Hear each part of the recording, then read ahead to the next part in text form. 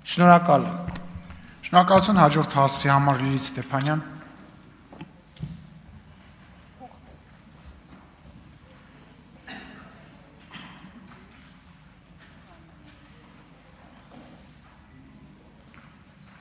Շնորհակալ եմ, հարցս ուղղում եմ կրթության, գիտության, մշակույթի եւ սպորտի նախարար Տիկին Ժաննա Անդրեասյանին։ Տիկին նախարար, օրերս ավարտվեց ուսուցիչների ատեստավորման երկրորդ փուլը եւ ինչպես ամեն տարի, այս տարի նույնպես եղան դժգոհողներ կամ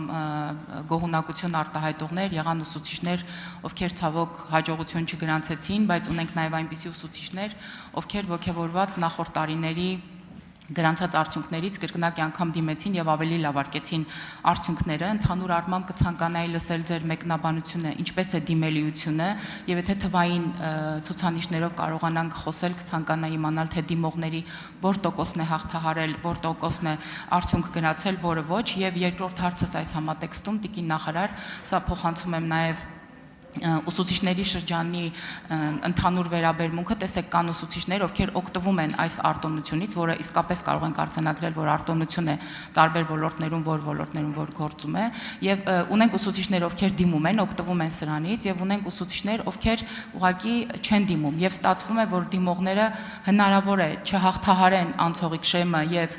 ցավոք կորցնեն աշխատանքը, իսկ մյուս ուսուցիչները օրինակ այդպես էլ համարձակություն չունենան, չդիմեն եւ շարունակեն աշխատել։ Ինչ եք կարծում, հնարավոր է, որ երբևէ դիտարկենք այս ֆորմատով կամավոր ատեստավորումը պարտադիր։ Հարցին կպատասխանի կրթության, գիտության, մշակույթի եւ սպորտի նախարար Ժաննա Անդրեասյանը, համեցեք Տիկին նախարար։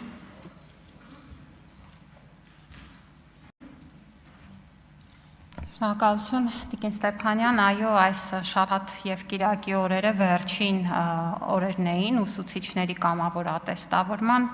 եւ ներկայումս մենք դեռևս գտնվում ենք այս շաբաթ եւ կիրակի օրերին անցկացված կամավոր ատեստավորման արդյունքների բողոքարկման գործընթացում, հետեւաբար այն տվյալները, որ հիմա կհնչեցնեմ, կարող են ճշգրտվել բողոքարկման արդյունքներով, բայց ամեն դեպքում պետք է ասեմ, որ իսկապես այս տարի կամավոր ատեստավորման թե դիմելիությունը, թե մասնակցությունը ցույց են տալիս, որ համակարգը իսկապես դարձել է մեր ուսուցիչների համար վստահելի եւ իրենց վարձատրության ու մասնագիտական զարգացման կարևորագույն օղակ։ Մեզ այս տարի դիմել էին մասնակցության համար 8400-ից ավել ուսուցիչներ ու ես շատ ուրախ եմ, որ նրանցից ավելի քան 7200-ը մասնակցել են կամավոր ատեստավորմանը։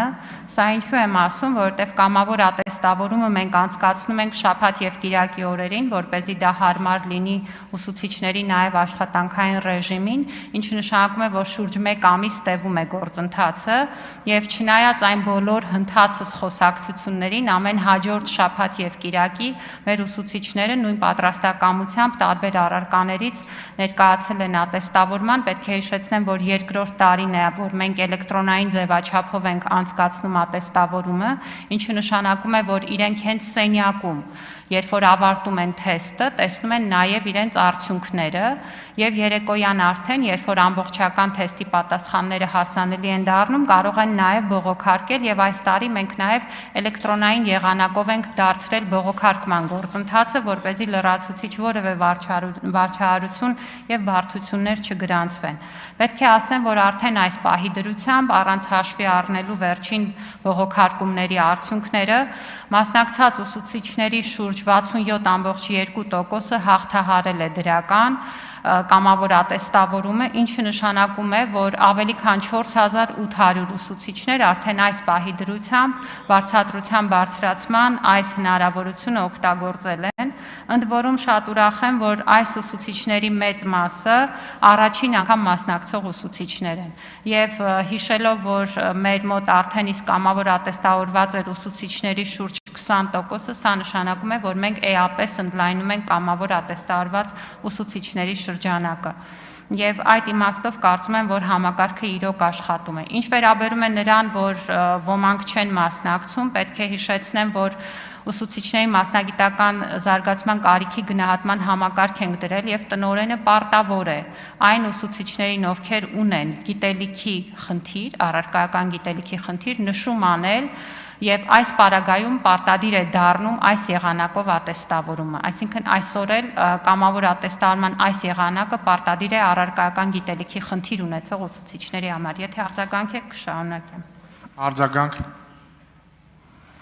Շնորհակալ եմ, տիկին նախարար, ուզում եմ ձեզ հետ կիսվել, նաև մեր հանրության հետ կիսվել եւս մեկ ուրախալի փաստով։ Ես նամակներ եմ ստանում Լեռնային Ղարաբաղից բռնի տեղահանված մեր հայրենակիցներից, ովքեր աշխատում են հանրակրթական դպրոցներում եւ իրենք էլ արդեն մասնակցում են կամավոր ատեստավորմանը եւ բավականին բարձր արդյունքներ են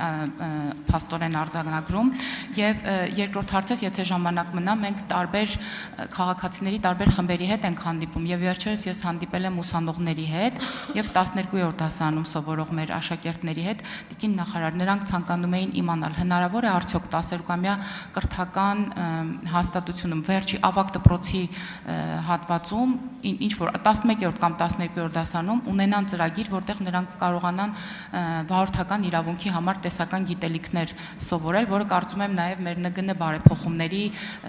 նախահարթակը կարող է այսպես դառնալ, իսկ արդեն կին պարեկների համար հրաշալի հնարավորություն կստեղծվի։ Ինչպես եք դիտարկում այս հնարավորությունը։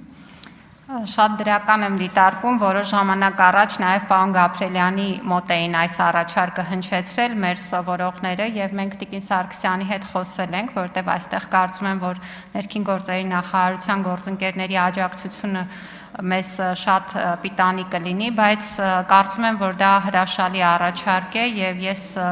կողմ եմ, որպեսզի 12-րդ դասարանում վարորդական դասընթացը առնվազն տեսական մասով դառնա հնարավորություն մեր աշակերտների համար եւ իրենք կարողանան նաեւ հանձնել համապատասխան քննությունները, վստահ եմ, որ կարող ենք առնվազն սկսել փորձարկել օրինակ ավագ դպրոցներից հաշվի առնելով նաև կադրային հնարավորությունները, միանշանակ դրական եմ գնահատում, շնորհակալություն դա առաջարկի համար մեր բոլոր սովորողներին, վստահ եմ, որ մոտ ապագայում կքննարկենք ինչպես կարող ենք սկսել իրականացնել եւ ինչու ոչ սեպտեմբերից մեկնարկենք, շնորհակալություն։ Թադևոս Ավետիսյան։ Հարցս